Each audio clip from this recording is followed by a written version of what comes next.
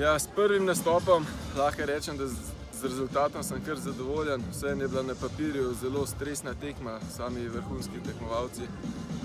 Izstopil je mogoče madžarski tekmovalec, ki je klaso boljši, olimpijski ston prvak.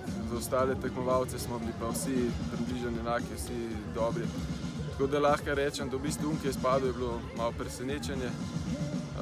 Tako da pred tekmo je bilo kar precej živčno, ampak zdaj sem pa vesel in upam, da se za polfinale sprostim in odštejem od končnega rezultata še kakšna sekunda.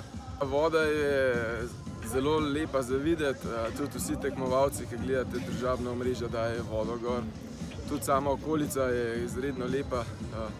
Kar se mi najbolj dopade je to, da je tudi zelo blizu Slovenije, redko katero prizorišče je tako blizu Slovenije, tako da tudi iz tega stališča je bilo super.